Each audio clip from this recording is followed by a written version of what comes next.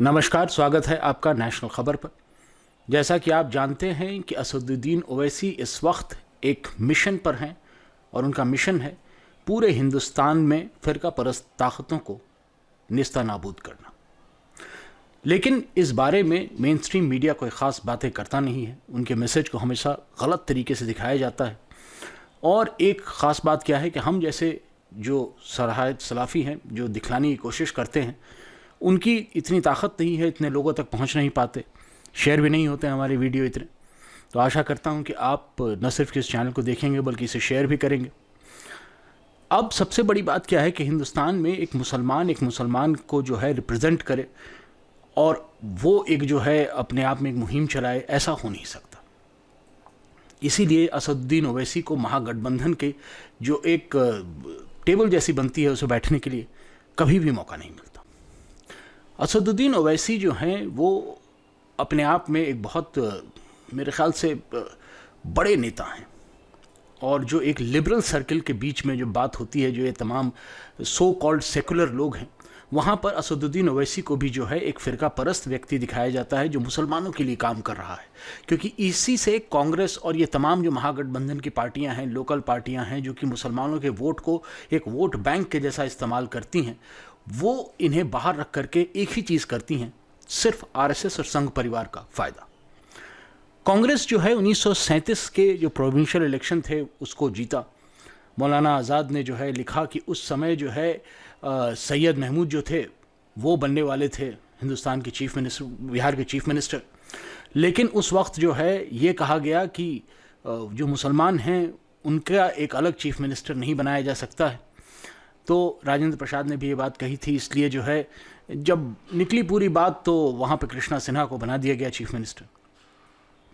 लेकिन तब से लेकर आज तक हिंदुस्तान में कभी भी किसी मुसलमान लीडर को मुसलमान कौम के बारे में काम करने का मौका नहीं दिया गया।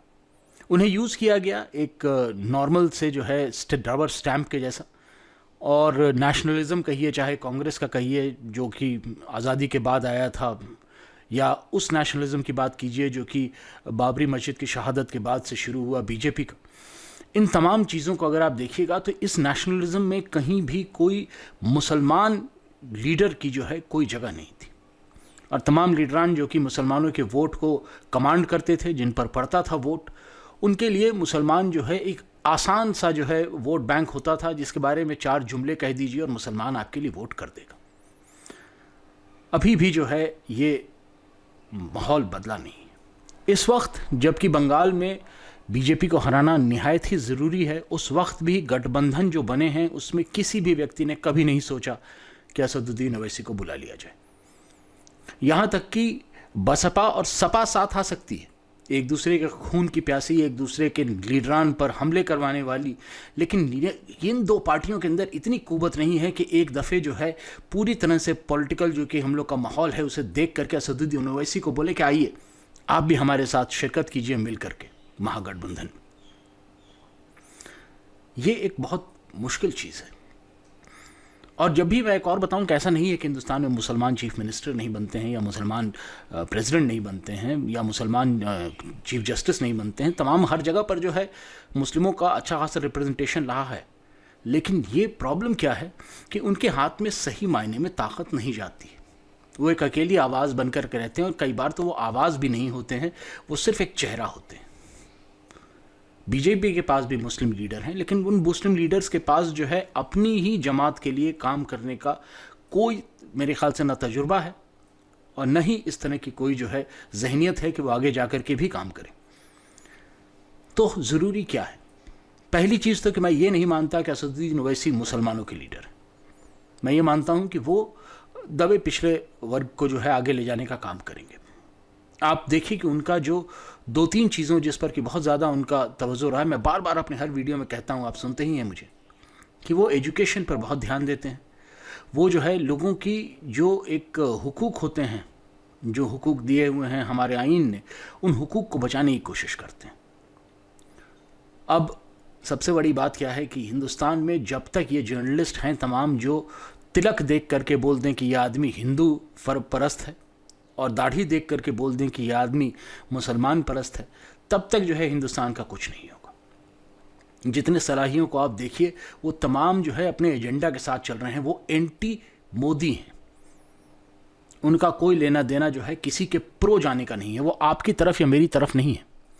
वो सिर्फ मुसलमानों के मतलब क्या कर सकते हैं, जवानी जमा खर्च जो है बात करने के बारे में। उनका असल जो कि एम है वो है मोदी की बर्बादी।